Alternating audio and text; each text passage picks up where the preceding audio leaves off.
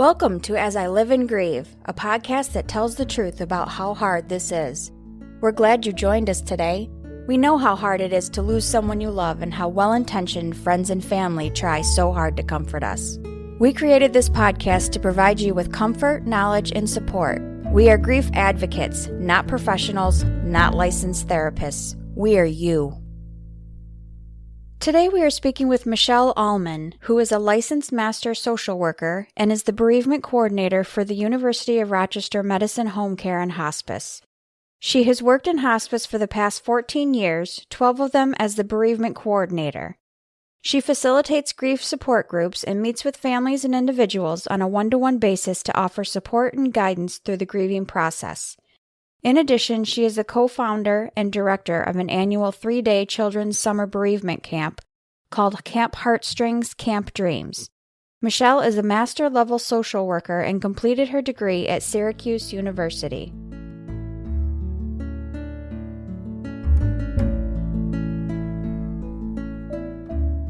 Thanks so much for joining us today, Michele. We appreciate you taking the time. The work you do as a bereavement counselor must keep you very busy, and we're fortunate you were able to spend some time with us this afternoon. First, could you take a few minutes and share some of your experience as a bereavement counselor and whatever other path you maybe have taken, and tell our listeners what brought you to this point in your career? So I graduated from college as a social worker with a master's degree in 1997. I worked in nursing homes for many years and was ready for a change. And so I had an opportunity to become a social worker in hospice. So I started with VNS in 2006, and I was a social worker in nursing homes and in the hospitals at that time. About 2 years in, I found that I was very interested in grief work and bereavement. So there was a position available that I was able to get and have been working in grief and bereavement since. So I'm very lucky to be here. Good. And I know before we decided to do this recording and everything, we talked with you a bit. And I think you mentioned to us that even after a family suffers a loss, your work doesn't stop there, that you continue to work with the family and support them in their grief for up to a year, I think. That's a great service, and I hope it's well received. Can you talk a little bit about what type of services you offer them? So hospice care does not end when the patient dies. Bereavement is built in as part of the Medicare benefit, and I provide bereavement support for at least a year after the patient dies. So I keep in touch with families via letters. I make phone calls to them. I have support groups. I do a lot of one-on-one support. I'm really lucky in that I'm able to tailor the bereavement program to whatever meets families' needs. So I'm also able to offer remembrance services, special programs with the holidays coming upon us. I was just able to do a Coping with the Holidays program. I do that throughout the community generally. Pre-COVID, I would go to churches, I would go to the support groups and talk with families about how do we get through the holidays. That's wonderful. It's absolutely wonderful. And that was something I really wasn't aware of. These last 8 months or so, probably closer to 9 months now, have really turned everyone's lives upside down. Whatever we considered previously an inconvenience is now routine, like wearing masks and being socially distant, and probably the one that hurts so many people is not touching or being able to give hugs. Businesses have faced dire situations, going out of business. There's governmental requirements, and not for the least, hospitals and healthcare workers have for months been overworked. Many have become ill themselves. Some have died. Hospitals have had to impose severe restrictions on visitation and their services. I just can't imagine how this has impacted those who have faced deaths of their loved ones or terminal illnesses. So can you offer some insight from your perspective of the impact this pandemic has had? This pandemic has caused layers of grief. Certainly, people who were initially sick have had a difficulty seeking treatment. They weren't able to have family members go into the hospital with them or meet with doctors initially. Treatment has certainly been delayed. You know, when people were first getting sick with COVID, they didn't know what it was. They were treated, like they had the flu. Right. But then the spouse would get it as well, and they were prevented from coming into the hospital. So people were certainly dying alone. I have one family I'm working with where he was on a ventilator and had no idea why, what was going on. His wife was sick at home, so couldn't come in and see him. Fortunately, she was able to go in when they removed him from the ventilator. But there's also been the layer of people inability to get into nursing homes, to see Right. parents or aging spouses. Visitation in the hospitals have been limited. So it's really caused a lot of distress in the nurses as well, and the caregivers of the patient. It sounds like they were certainly able to find ways with FaceTime and, different devices to be able to connect people, but still it wasn't that personal contact that we find so important in hospice. Right. People weren't there at the time of death. And we know with hospice, that's what we always encourage. We want people to be there if they're able to be there, holding hands, telling stories. And we have not been able to do that. The delay in rituals, funerals are so important. I think one of the things I've learned the most by doing bereavement and grief is how important that ritual is. So they're all canceled at this point. Are they allowing you as a social worker to go into the hospital and visit or no? Into the hospitals, the social workers are allowed to go in and visit, yes. In nursing homes, we have not been allowed to go in and visit. The nurses only have been the only ones that have been able to go in. Okay. So it's heartbreaking to know that, someone can't be there with someone. And I know, even if a family member from being in hospice can't be there, at least one of us is there holding their hand or something, telling them it's okay. And just, it's so heartbreaking right now. I think that, so you up to a year offer the bereavement services. Do you have several people maybe that still come past that year mark? And I'm assuming you allow that, and because it doesn't go away. Right. Definitely. I allow that. I will meet with people as long as they need me. I do encourage, people who come to support groups. A lot of things happen with support groups. One is they definitely establish really good friendships within the group. If it's a good, trusting support group, they support each other, and it slowly evolves into a friendship. So there's been a lot of times that I've encouraged people to really look at why they're in the support group. I want people to get better. So there's several people I keep in touch with after they're done with the group, and they still keep in touch. I had a call yesterday from a family member who says we all get together weekly, virtually, of course, but they still get together. I haven't seen them as a group in probably 2 years. Oh, that's great. Yes. But even one-on-one support, I will provide that beyond the year mark, if I think that they need it. Sometimes I do encourage a therapist in the community. My role in the community or in the nursing in hospice is really for support. So if I recognize that a family needs therapy, I do encourage them to get that. That's good. So, there's a lot of restrictions as well put on the funeral homes on services that they would normally offer. And how have people coped with this? And are there alternative solutions maybe that are available?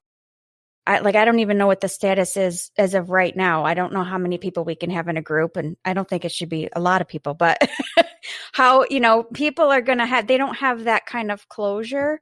So what is happening now for that? I think it's a limit of 10 people still right now, especially with Monroe County, with the numbers increasing. What I'm hearing from families is that they're waiting for the numbers to go down and hopefully just delay the services. I personally have been to a couple of funerals, calling hours, and my heart breaks for these people. There's no hugging allowed. There's no touching allowed. There's not the storytelling that is what is so healing with funerals and calling hours. Right.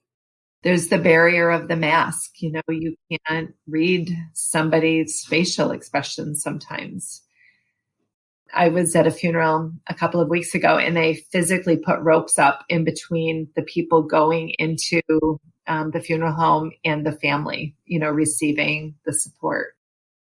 So I think families are doing the best they can. They are, they, at least this summer, they were having outside services, but I know a lot of them are really hoping that they can do something this coming year. Oh, it's so sad.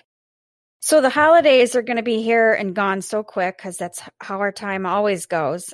With the pandemic added, though, to the holiday season, is there anything that people can do to kind of better work through that grief when they don't necessarily have that closure like they normally would with funeral services or seeing their loved one at the end? Oh, the holidays are difficult for sure. I've been meeting with my groups and talking about the holidays, and I'm finding my, normal go-tos of go to a party for a few minutes, drive yourself separately so you can leave when you want to, call and meet a friend for coffee is all really challenging right now. So I've been encouraging journaling, talking with other family members about the person who died, remembering the person who died through other rituals or other traditions, maybe food, maybe lighting a candle, writing stories down and reading them later in the day if they can get together with at least a few family members. But mostly encouraging families to do what's comfortable for them right now, acknowledging this year is different, not just because of COVID, but because your loved one isn't here. Those are some good tips. A question came to my mind a little while ago when you said we were talking about how you follow the family or loved ones for a year, longer if you need, until you feel comfortable with kind of, I guess, letting them fly the nest, or so to speak. Right. What are some of the things that you look for to know that someone can kind of manage from that point on? Are there any special things, or is it just in you getting to know the people individually? I think it's mostly getting to know people individually. I can see how people are, managing. Are they still telling me they're crying every day? Are they sleeping at night? Are they establishing new routines? Are they volunteering? Are they, going out with friends? Just, their own way of telling me how they're doing day to day. And I'll ask questions. I'll say, if somebody comes to a support group or to a one-on-one session and says, I've been great this week. I did this, I did this, I did this. And I'll say, but tell me about grief. And they'll say, but I didn't have any grief this week. So it's certainly a sign to me that they are doing better. And that's not to say that grief isn't going to be forever with you. Yeah. There's always going to be a special day or a special moment that you remember that person and you may get a little teary. Doesn't mean that you're backsliding. It doesn't mean that you're not doing well. It just means you have a memory, and that's a good thing. Okay. Is there anything else that you want to let us know that's been difficult with COVID and the pandemic and everything? Any other issues that you can think of that people have had? I think what I've been hearing is really interesting just from the other layers of this pandemic. So we've got the pandemic, we've got grief. We've also had the the racial disparities this year. We have also had the election. I don't generally hear a lot about the election in my grief groups, but I've certainly had to refocus them a lot lately. Yeah. It's really causing a lot of angst for people. And I, through the years of doing this grief work, I don't often see a lot of people who come to me that I would consider really complicated grief. A few in moments of complicated grief, but not to the impact that these outside sources have been causing for people. When COVID first hit, I was worried that families would either be just inundated with grief and not be able to get out, or they would just push grief away, and really deal with COVID. And I think I've really seen both. I tried a new support group, when COVID first started, thinking that people would need that. And they really needed the time to process. So they waited, a few months to come into the group. But there's a lot of discussion of the outside forces that are complicating grief sometimes. They can't see their grandchildren. They can't see, they can't do their normal coping things. They can't go to church. So those things have definitely complicated. Right. And it's all piling up. Right. And I think we've all been grieving since March, it's been for everybody, Yeah. That did bring another question to my mind. I know another part of working with family members, loved ones, and help supporting them through grief. I know one of the things near and dear to your heart are the children. And I know you're involved with a project. I don't know if you want to mention it briefly. I think I actually have it on our list as a topic for a later podcast that I had your name beside.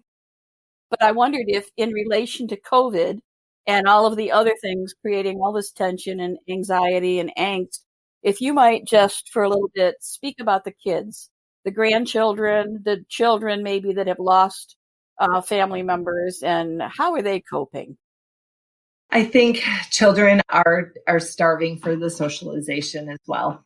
I think that, so Camp Heartstrings, Camp Dreams is a 3-day bereavement camp that I typically offer in the summer. It's held at one of the local colleges. The year before 2019, it was at Nazareth. And it's really a place for kids to come and talk about their feelings, acknowledge grief, talk about what grief is like for them. And due to COVID, we had to cancel that. So we haven't, unfortunately, been able to offer a lot of bereavement for kids. I do see a couple on Zoom, but it's hard to engage, and they're going to school now on Zoom, and they're really tired of, being in front of the computer all the time. I'm hoping that our camp can continue here, but I think definitely they need a place to talk as well. They don't want to upset parents. They don't want to upset their siblings. They want to be able to talk, and the camp really provides that. Yeah. Is there a specific age range that seems to have more difficulty coping with grief or not? I think it's probably pretty across the board.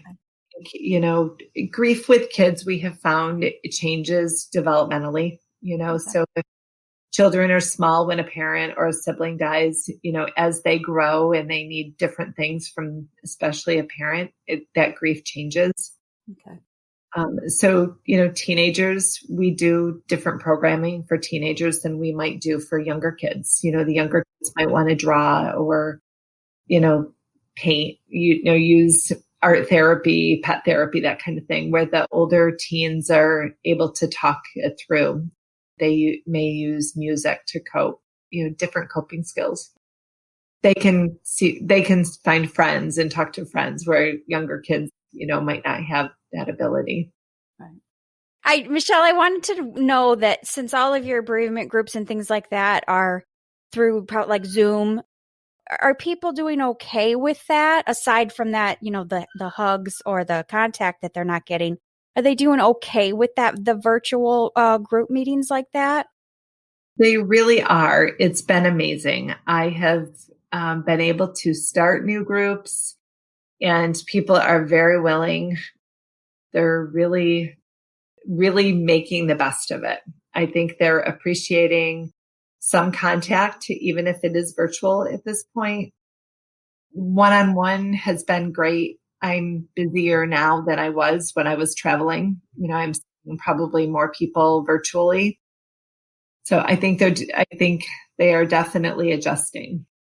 Well, you can fit more into your day because you don't have the travel time added to it. I sure can. That is for sure. Well, Michele, I can't thank you enough for sharing with us today about all the issues that everyone is dealing with the current pandemic. One last question, please. What can we all do to better support someone experiencing a loss during this season? Is there anything we can do or say to help? Alan Wolfelt talks about companioning. Alan Wolfelt is an author that writes a lot about grief. And companioning really is the ability to be with someone when they're struggling. The relationship is it's just to be with them. It's not offering advice, or saying you should do this or you should do that. It's really acknowledging that grief is different for everyone, being with them, checking in, listening, providing presence is what we can do for people who are grieving. Acknowledging that grief is different for everybody, being careful not to compare grief is really important. So just really providing that presence and knowing the relationship is what is most important. Okay. I keep thinking of more questions. I could keep you all day, I think. Little things. I see a lot of posts on Facebook lately about the concept of just because you have a memory, you don't want to mention their name or something, but people who are grieving really like it when someone has a memory and shares it. Is that pretty much true for people? Does that help them? I think it helps to talk about the person. I think as a society, we're very worried about making somebody cry or not knowing what to do or how to help them. Yeah. And I think talking about the person who died is probably one of the best things we can do for them. It's providing them with memories and an opportunity to talk. That's great. I appreciate you kind of confirming that for me. I know after I started thinking about it, I try to do that now and again for people. And I do find that they very quickly start talking and telling other stories. Right. So maybe that's something that people can do at this holiday season, even though it may be difficult, it may be a difficult subject to broach, but maybe just mention a happy memory about someone. Yes, it may cause some tears, but those tears are part of the healing process. I think. So, and I hear people say, I don't want to make them sad. And the person says, but I'm already sad. So that's exactly. No, you're not going to cause something. Exactly. Yeah. That sadness usually stays right there in the background. It might not be obvious at sometimes, but it only takes just a little thought or some little trigger to bring it back out. Right. I know that personally. Is there anything you want people to know otherwise about bereavement counselors, about bereavement groups in general? I know we spoke to someone yesterday who strongly suggested that everyone who suffers a loss should look for a bereavement group, even if it's for a very short period of time, just to kind of help them get their feet back under them, so to speak. Is that something you also feel? I agree. I love support groups. I find so much healing happening in support groups. I think that even one-on-one visits, people really benefit from. I hear all the time, I think I'm going crazy. And, I feel like I'm all alone, and certainly validating that in a support group that they're not alone and that the crazy feelings that they're having are not different and they're not going crazy is what is so important. Right. Good. Well, I agree. I think bereavement is really, it's important for the people. Yeah. Right. One of our hopes with this podcast is that it can maybe be an additional resource for people. Bereavement groups have maybe once a week, or some maybe not even that frequently. But there are other times that maybe someone who is grieving finds themselves alone at home. And we're hoping that maybe some of these episodes of our podcast may be able to help keep them company a little bit, maybe, or just offer them a little bit more. So I hope you will pass on to others in your organization that we're doing this. We're newly launched, but we do have other ones. We have one that has 8 tips for the holidays or special seasons getting through. We have one that talks about, do I need professional help? And she is the one that adamantly supports bereavement groups. So we have a lot out there to offer. I think finally, we have maybe not run out of questions, but questions for today, and we're out of time. So I want to say, Michele, thank you from the bottom of my heart.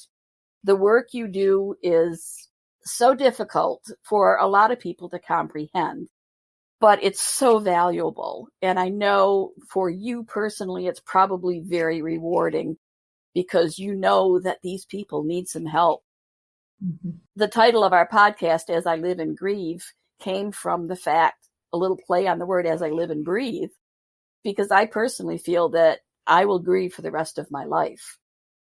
It certainly may not be as intense as it was closer to the loss, but all it's going to take is that little trigger, that little memory.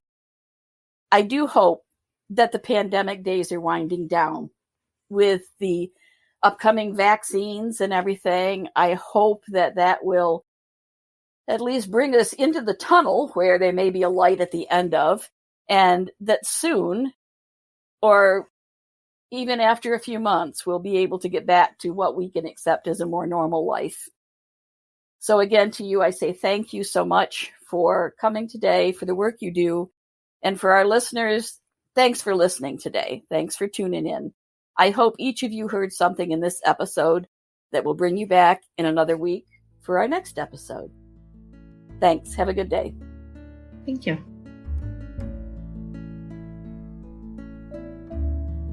Thanks so much for listening with us today. We hope you will find a moment to leave a review, send an email, and share with others. Join us next time as we continue to live and grieve together.